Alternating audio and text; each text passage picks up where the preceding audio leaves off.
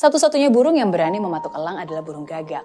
Dia berani sekali duduk di atas elang dan mematuk lehernya. Tapi elang tidak menanggapi, dia tidak membalas dan tidak juga berkelahi. Apa yang dilakukan? Elang itu membuka sayapnya dan mulai terbang lebih tinggi dan lebih tinggi lagi ke atas. Semakin tinggi elang terbang, semakin sulit bagi gagak untuk bernafas. Dan akhirnya, gagak pun jatuh karena kekurangan oksigen dan si elang bisa bebas kembali. Hal yang sama pun terjadi dalam hidup kita. Gagak itu melambangkan semua tantangan kesulitan dalam hidup. Orang-orang yang seharusnya gak berada dalam hidupmu. Segala gangguan, opini menjatuhkan, hinaan, fitnah, hal-hal yang mengusikmu. Dan kamu punya pilihan.